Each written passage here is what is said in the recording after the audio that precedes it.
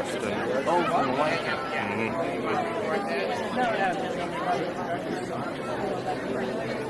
I didn't know if you wanted the crowd experience.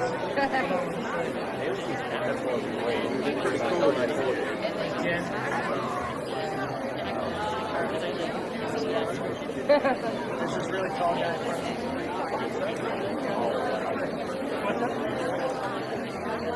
Oh, the line looks good. It was like.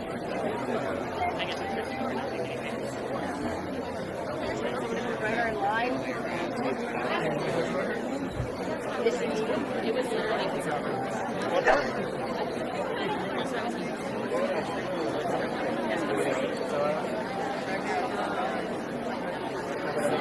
I didn't even hit. I didn't even hit. Some of the tripods out there are taller than me. Yep. I'm 6'5".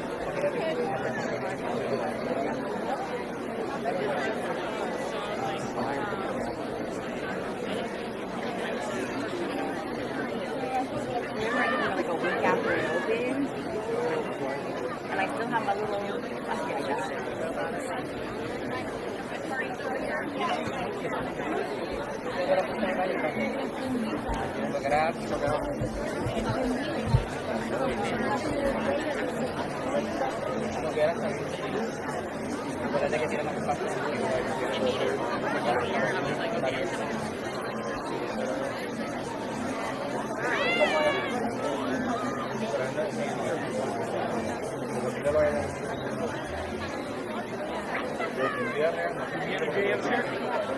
How much is that?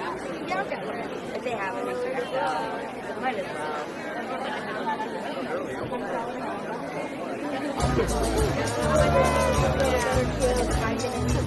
Good morning, explorers and adventurers, and happy Earth Day.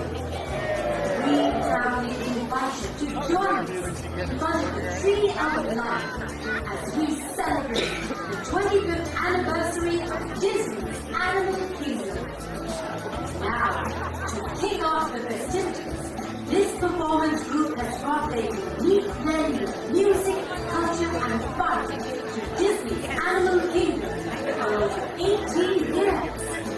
Please welcome the Tantan Drummers of Harambe.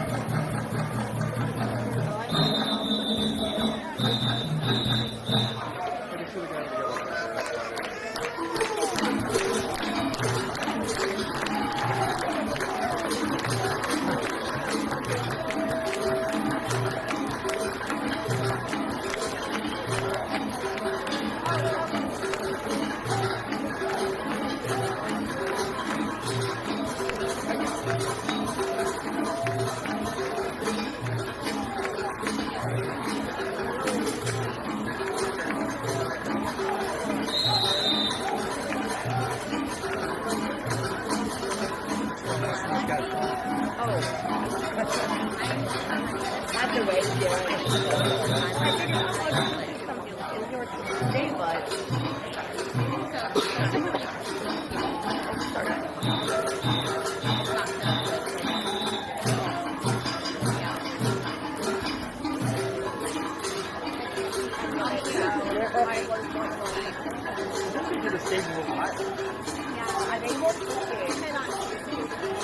you know when I you can't see a can't, thing now.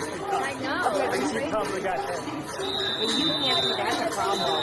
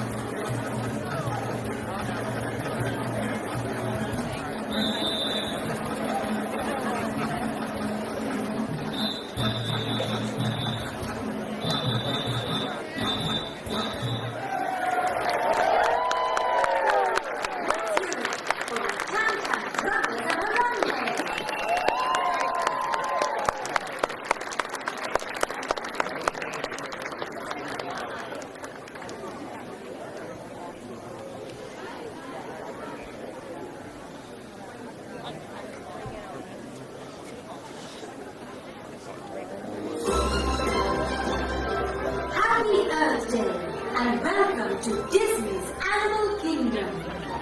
Please welcome Walt Disney World Ambassadors Manion and Raevon Penning.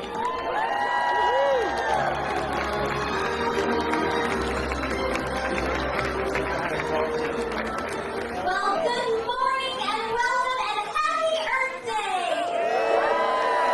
Wow, what a crowd. Thank you all so much for being here to celebrate this very special occasion. That's right, Raevon. 25 years ago today, we opened the gates of this beautiful park for the very first time. And at the opening of those gates, has been at the core of our conservation efforts right here at Walt Disney World Resort. And all over the globe, there are animals that are thriving because of the very work that we are doing right here in this park.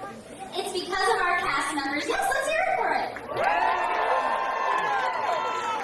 And it's because of our cast members that we've been able to share the magic of nature with millions of guests. And some of those favorites include the Kilimanjaro Safari or the Festival of the Lion King.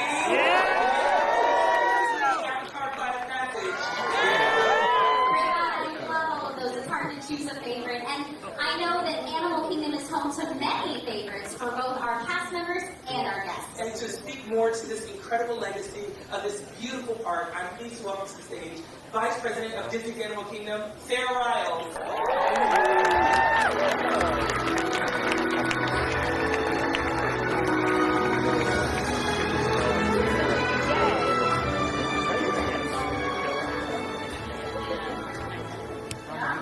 Good morning, everyone.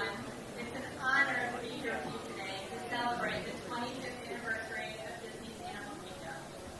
The original vision of this park was to have a place where we could celebrate wildlife, wild places, and the emotional connection that people have with them. Our founder, Walt Disney, had a deep love of animals and their innate connection to people. So much so that he brought it to life through storytelling. To paraphrase, Walt Disney said, "What I have learned from the animal world is a renewed sense of kinship with the earth and all of its inhabitants." Today, this park continues to be a sanctuary for animals across the world and a place where cast members help tell the conservation story while embracing the message of all. And while every park at Walt Disney World has a unique culture, here at Animal Kingdom, we celebrate the magic of animals, of conservation, and the environment. It gives us a greater purpose to connect to, and it bonds us in a very special way. Disney's Animal Kingdom is one of the most popular vacation destinations in Florida, so it's no surprise that we've had millions of guests visit us throughout the years. To those who have entered through these gates and delighted in the experiences of our park, thank you for visiting us. To all the cast members, the Walt Disney Imagineers, and the Animal Science and Environment team, thank you. The last 25 years wouldn't have been possible without you. I especially want to congratulate our 135 opening day cast members who are part of the Animal Kingdom team today.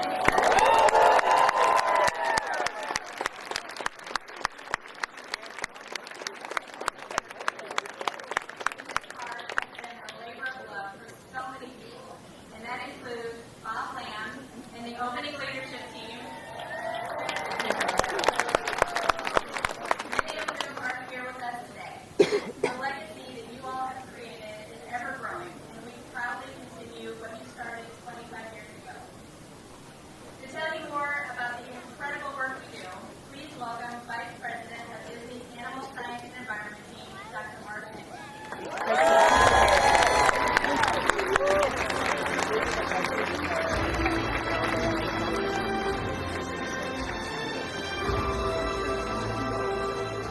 Saturday.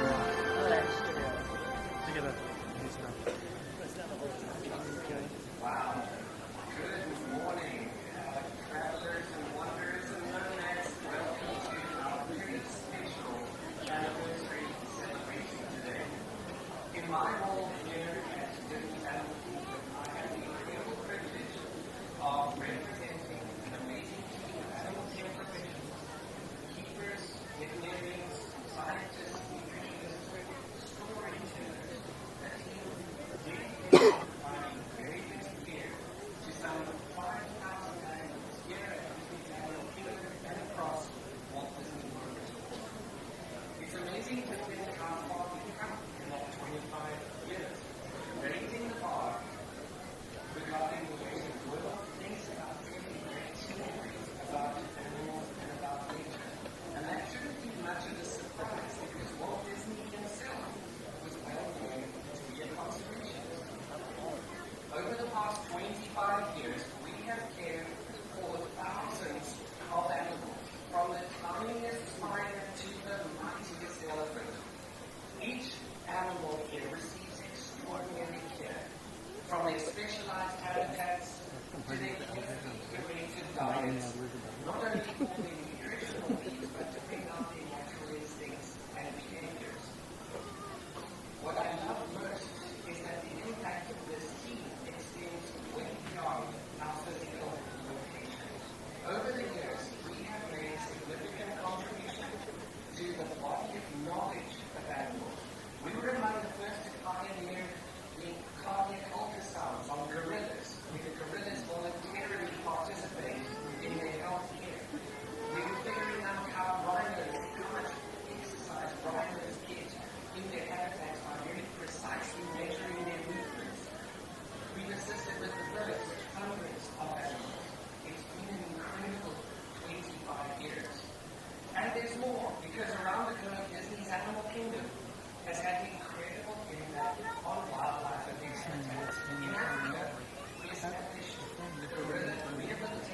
and the Conservation Education Center REST to rehabilitate orphan gorillas. We protect live animals. We work with partners around the state to help protect nesting habitats for sea turtles. We've rescued and protected hundreds of corals. We've rescued and released dozens of manatees.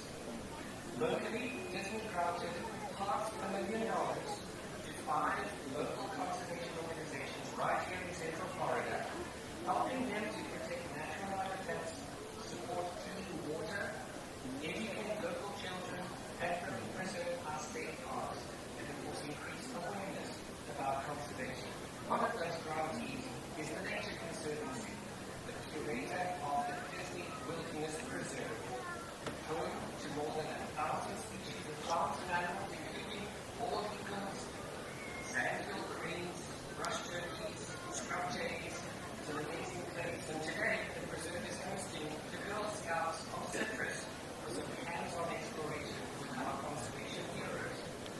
We're not stopping there. Yesterday, the Disney Conservation Fund awarded $2.5 million to 25 conservation organizations to the Pacific Florida.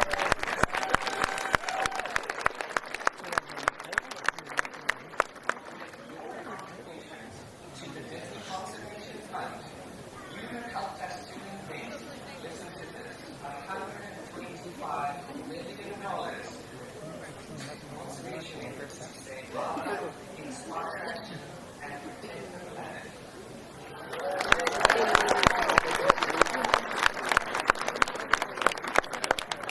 From Australia to South America, from India to India, we are taking meaningful action every day in support of a healthier planet for future generations. We're working towards sending zero waste to landfill. We're investing in solar energy.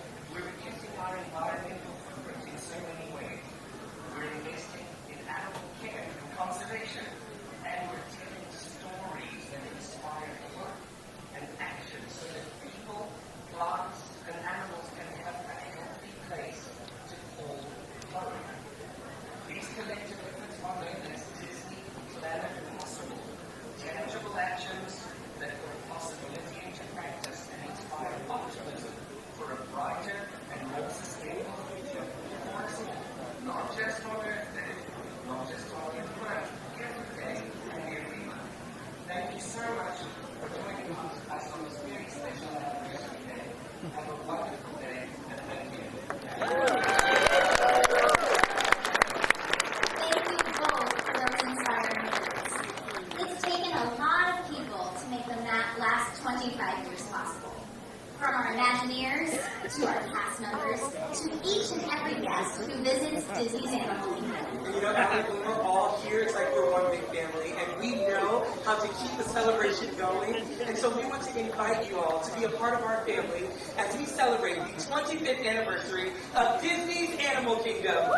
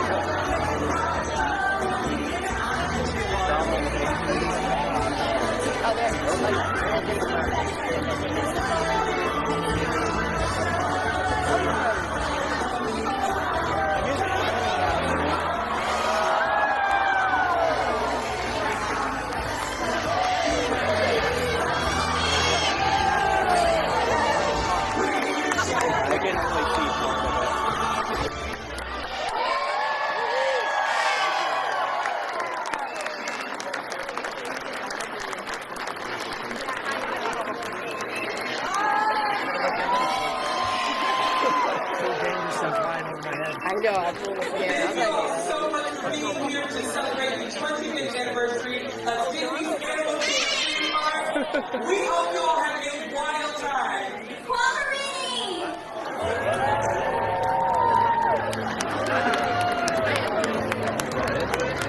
Thank you for joining us for this special presentation celebration of the 25th anniversary of Disney Animal Kingdom theme park.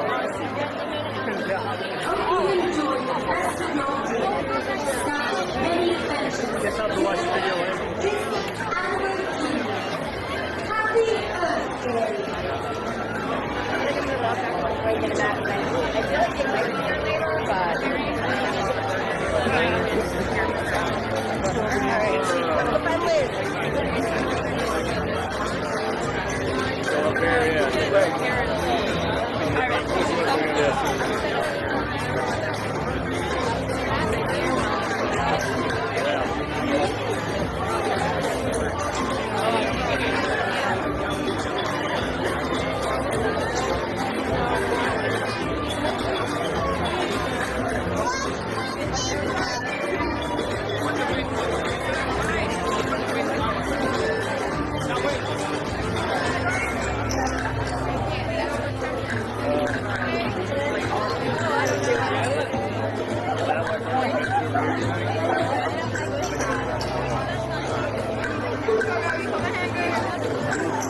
Tienen que hacer una línea, aguantarte todo.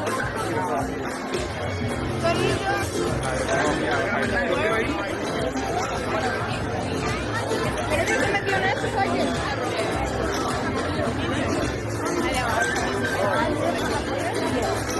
Es que hay que cruzar.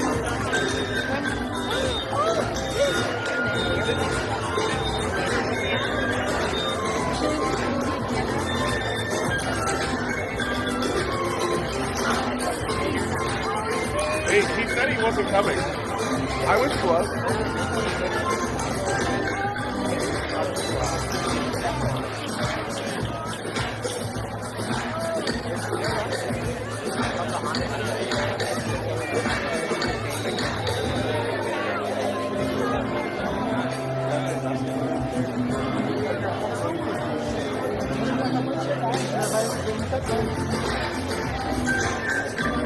Olha a Moana, Justina! Você tá vendo a Moana do lado do bonde? Lá do lado do bonde. A Moana tá lá do lado do bonde.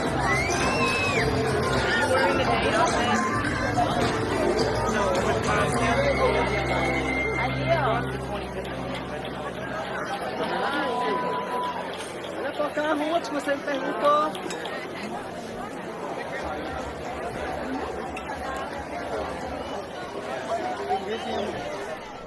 Hey everyone, John here. A nice little break in the video.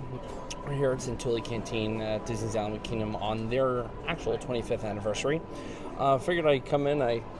As you can tell, I'm wearing the 20th anniversary shirt from 5 years ago, and of course I have my 10-year hat from 15 years ago, which is kind of crazy to think about. And I just want to talk about just you know, the memories that I've had here at Animal Kingdom over the last 20 years. My first visit back in actually 2002. But it's really cool. By the way, if you're wondering what I am actually eating, I got myself the slow roasted sliced grilled beef bowl.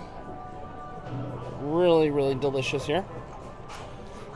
But, you know, Animal Kingdom has certainly grown a lot in the last 25 years.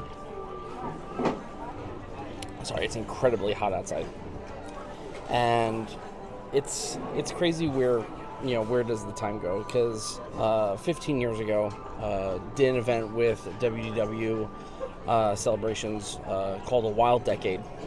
And it was celebrating the first 10 years of Animal Kingdom. And I got to do a bit of a history walk. Now, for some of you that might have known me from Celebration 25 at Epcot back in 2007, I got pretty well known for doing a history walk of Future World. Well, I got asked to come back and do for A Wild Decade, and at the time I knew like a bit about the park, not so much, but you know, again, still had a great time.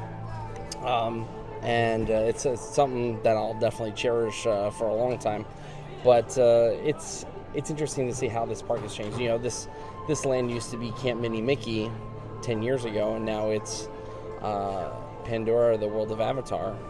And you know, this park used to have a parade. Doesn't have a parade anymore. I got to watch Expedition Everest grow from just a foundation to basically a well now kind of grown in, you know, attraction. And it's weird to say that you remember what it used to look like, because for me, that was like Magic Kingdom prior to, you know, the 90s or the 80s, and you know, I had no recollection of that. But to say that I was here, you know, early on is a lot. But yeah, just wanted to kind of add a little insight and a little of my thoughts. But hopefully enjoying the video, and yeah. Swahili, as we say here in Harambe, 20, which means let's go. Hello everyone, my name is Brett. I'm going to be your safari guide into the Harambe Wildlife Reserve today. But before we get started, I'd like to do a couple safety reminders. I need everyone to remain seated and keep those hands, arms, feet, and legs inside the trunk at all times. So that means even if I stop to get us a longer look at an animal, I need everybody to stay with their bums and seats, please. Also, we're heading into these animals' homes, so please refrain from calling out, making loud noises, whistling, animal sounds, that kind of thing. That will only scare them farther away from our truck, and we want them to get as close as possible, right? That's right. Also, if you're using any video recorders, cell phones, camcorders, that kind of thing, that's totally allowed, but the warden does not let us stop to pick anything up, so I suggest you hold on tightly to those. If you do drop something, just let me know and I'll do my best to get it back to you, but I can't make any promises.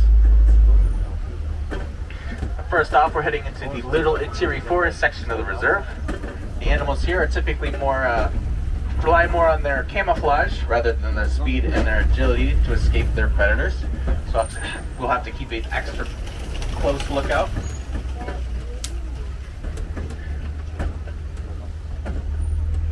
First animal I'm seeing is up on the right, tucked up in the bushes up there. An animal with these black and white stripy bum. That is an okapi. And despite having that zebra-like rump, it's actually the closest living relative to the giraffe.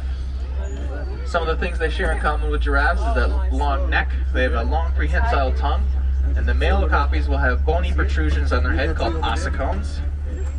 If we see any giraffes later on in our safari, I'll be sure to point those ossicones out, because both male and female giraffes have them, and we only have female okapis on the reserve.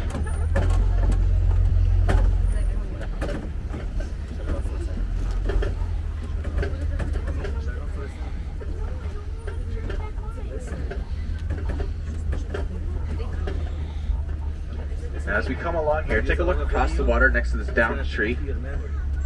There's a black rhinoceros laying down, having a nap. This is one of the 2 species of rhino we have on the reserve. It's a little bit smaller and far less social than the other rhino species we have. And if you guys can get a good look at that upper lip, I want you to take a mental picture of that. It's kind of hooked and pointy looking.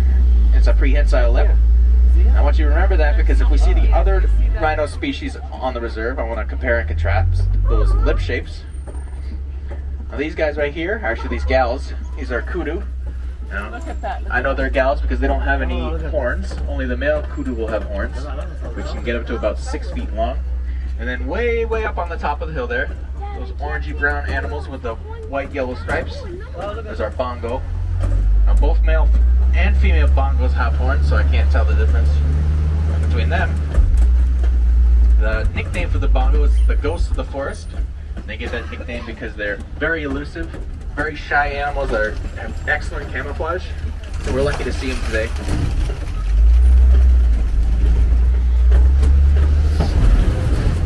Up ahead here, this crossroad marks the end of the Little Interior Forest section of the reserve and the start of the Safi River area. The animals down here are more aquatic in nature, like to live in, near, and around the water, so let's head on down and see what we can see. First thing I'm seeing is a hippo just going under the water way in the back of the pool there. They can stay under the water for about 8 minutes. So, oh, actually, in front of us here on the right, there's another one. As I was saying, hippos can stay under the water for about 8 minutes at a time, and they have a special reflex that allows them to sleep under the water. And the reflex lifts their head to the surface so they can take a breath, and then come back down all without having to wake up. We got another one on our left up here. Oh, it's coming up. It's coming up. If you notice, their ears, their eyes, and their nostrils are all on the top portion of their head, which is an adaptation they have in order to keep as much of their body under the water as possible. And they do this because they have the tendency to get sunburned pretty bad. I saw another one, I thought, over here.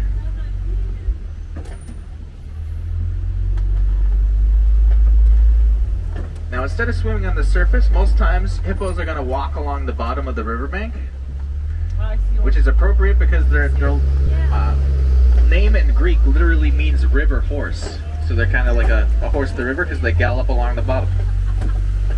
We got some more down there by the waterfall. Now, if you take a look on our left here down this ravine, there's some Nile crocodiles. There's your crocodile. Are you happy? Nile crocodiles can get up to 20 feet long. They'll eat just about anything they can get their mouths on. 4 of them, 5 of them, 4 of them. You happy now? Crocodiles are what's known as ectotherms, which means they have to rely on their environment to control their body temperature. Are you happy now? For example, when it's too hot out for them, they have to go find a nice cool spot, like in the shade or in the water. And when it's too cold out for them, they'll have to go find a spot to warm up, like a hot rock in the sun.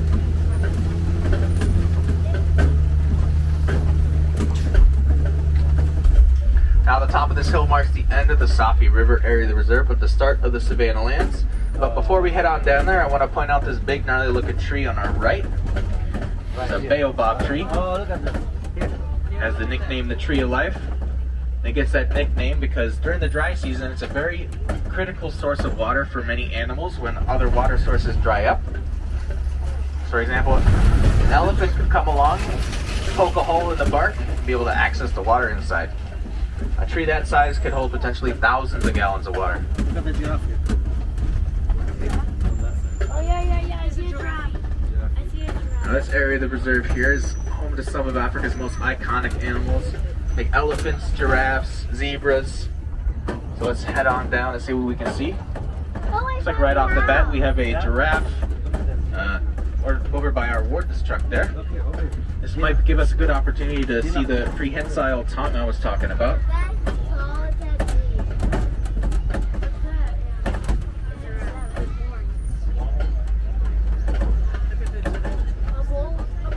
You can also see those bony protrusions on the head called ossicones, which I mentioned earlier with the okapi. There we go. Kind of can see that tongue. That tongue is prehensile, of course, and it's so long they can actually clean out their own nostrils with that tongue. And it's that purple color in order to protect it from getting sunburned. If you'll take a look on our left, way in the back there is a pack of African painted dogs taking a nap. African painted dogs are in the same family as your household pet dog, a Canidae. But they're a more ancient offshoot.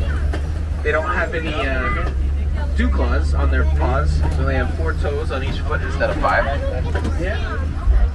Those animals way in the back there on the left, laying down, those are sable antelope.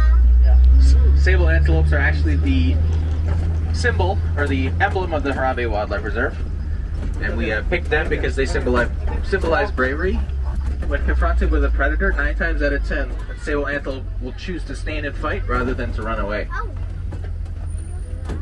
We got giraffes all around us here.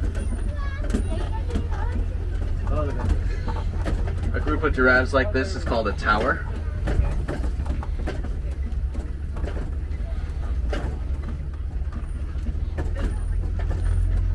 Okay, everyone look at Zebras. Tina. I see Tina, zebras. Angela, Dara. Look at me. Alright, everyone. Smile, Tina. I see the zebras. The giraffe on our right, putting that height on full display. Giraffes can get up to 20 feet tall, the tallest land animal. Oh, look at what's all this? But despite having such a long neck, they actually have the same amount of bones in their neck as you and me. There's that tongue I was talking about. Whoa. They have 7 neck vertebrae in their neck. It's like They actually have one of the highest blood pressures of any animal, which they need in order to pump blood up that long neck against gravity. Look at the zebra. On our left here, and there's one off in the distance on the right, we have some zebras. Now these are Hartman's mountain zebras. They get that name because this variety of zebra tends to like to hang out at higher elevations, like in the mountains. A group of zebras is called a dazzle. And that's appropriate because it's thought that they have those stripes in order to dazzle and confuse predators. When they form up in groups, those stripes kind of blend together and make it harder for predators to pinpoint one individual zebra to go after. Over on the right here, just on the other side of this log, is one of my favorite animals on the reserve. That is an eland. Now, elands are the largest species of antelope. At their biggest, they can stand about 6 feet tall at the shoulder and weigh up to a ton. And if that eland wanted to, he could jump 8 feet straight up in the air from a standing position. I've yet to see it happen out here, but I'm always on the lookout for it.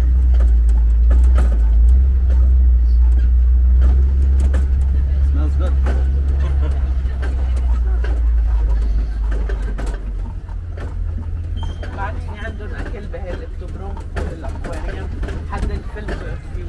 Now these gray animals with the horns laying down in the sand here, these are wildebeest. Wildebeest have the alternate name of gnu, spelled G-N-U. That's because they make a grunting sound that sounds like they're saying gnu. And wildebeest are actually some of the most abundant animals in all of Africa. You don't like it? They can travel in herds of up to 1.5 million individuals, and they migrate. On their migrations, they kick up so much dust that the dust clouds can be seen from the International Space Station. Oh my god. Some of that to your flight.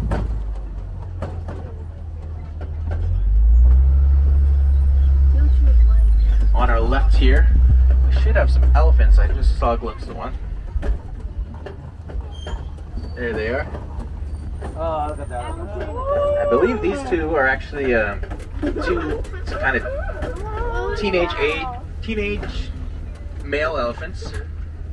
This is a bachelor group. Most often male elephants are entirely solitary, but sometimes they do form little boys groups like this. When a boy elephant turns about 12 to 13 years of age, they'll set off on their own.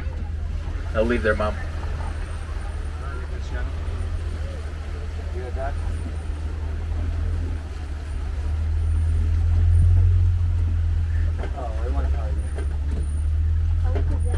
So over here on this island, these birds are greater flamingos. Now they're not called greater flamingos because they're better than other flamingos, but because they're bigger. They're actually the tallest species of flamingo. And you guys might have seen the shortest species of flamingo earlier today on your way into the park. Those are the lesser flamingos. Coincidentally, these guys are also the palest pink of any flamingo species. They get that coloration from the food that they eat, which is brine shrimp, which contains a vitamin called carotene, which causes them to turn that beautiful pink color.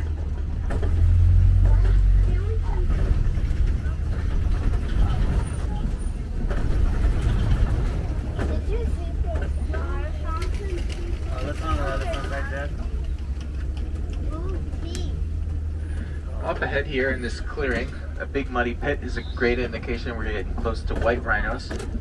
White rhinos love to come to pits like this. It serves them 3 purposes. You can roll around in there, it cools them off on a hot day. The mud will protect their skin from getting burnt. And also, they'll let that mud dry on their skin and then scrape it off on trees and rocks and logs. And when they do that, it removes any skin parasites as well as any dead skin. Sort of like a natural exfoliant.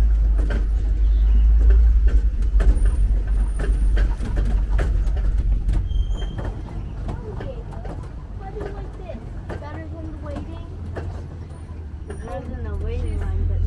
There's gonna be some rhinos on our right, up on the hill there, but keep your eyes peeled on the left as well, because we're had reports of some cheetahs around here earlier. Uh-oh. There we go. There's one up there on the hillside. Cheetah! That cheetahs are the fastest land animal. They can hit speeds of up to 70 miles an hour. They can go 0 to 60 in 3 seconds.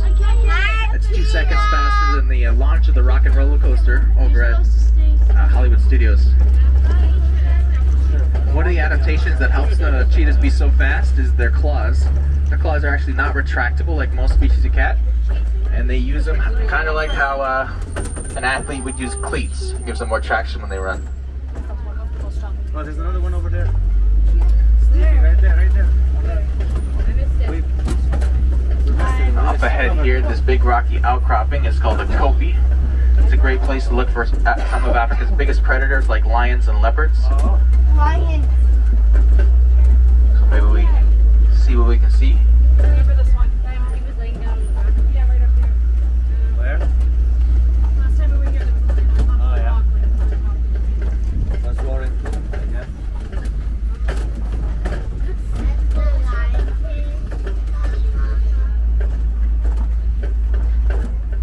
Yeah. Roaring like the lion. So far, this is 12 minutes. I see some up ahead. Let's get a little closer. It's like a male lion and a lioness next to him.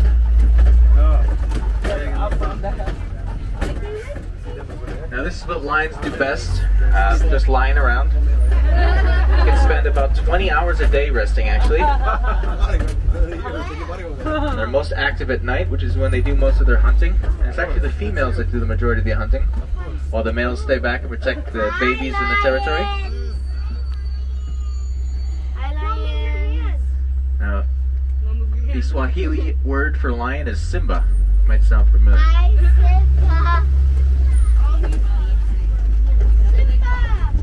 That's why that's the movie. Right. They stole that name from the Lion King. Right. I think lion's gonna want. You think?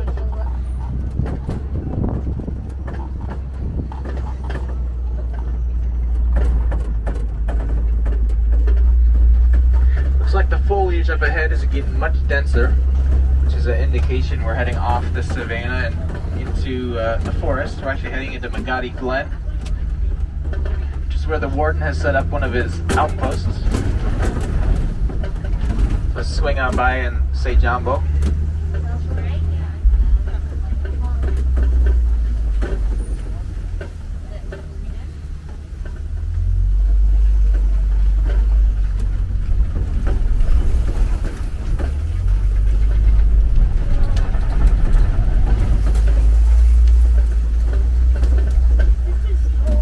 I don't see the warden, but I do see some of his Nigerian dwarf goats.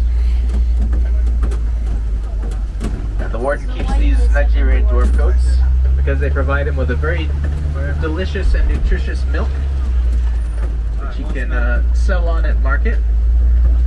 And it provides extra income for the people of reserve here, which means they don't have to rely so much on the wildlife for sustenance.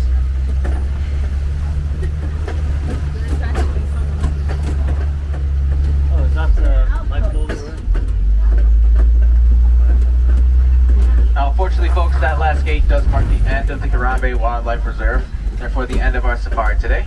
Hope you've had a great time on safari with me. I sure have. So lots of cool animals and animal behaviors. But before you go, especially on a day like today, Earth Day, I'd like to remind you that we all have a part to play in protecting wildlife and wildlands. Things we all can do are things like properly recycling our paper products and electronics. Logging and mining are two of the largest contributors to habitat destruction worldwide. And by properly reusing the resources we've already extracted, we can reduce the amount we need to more extract and therefore protect more habitat for the animals. If you'd like to see more animals today, I highly recommend heading on over to the Gorilla Falls Exploration Trail. This is going to be a short walk from where I drop you off. They got lots of cool animals like gorillas, hippopotamuses, naked mole rats, meerkats, lots of cool stuff.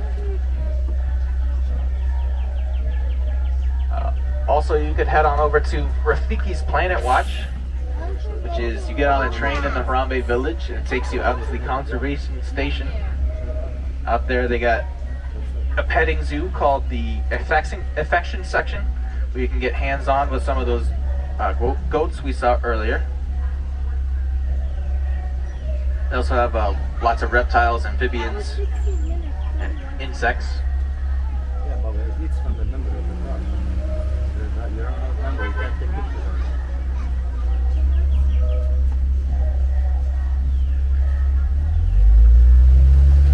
it. Looks like we're approaching your stop, guys. Take this time to gather up any personal belongings.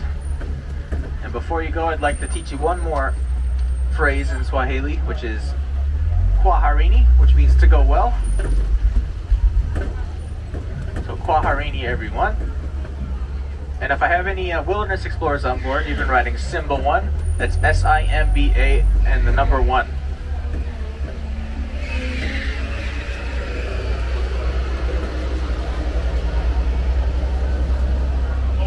Once again, for my folks sitting on the right side of the truck, please watch those hands, arms, feet, and legs while those doors are sliding open. Have a wild rest of your day here at Disney's Animal Kingdom. Thanks for riding with me. Kwaharini.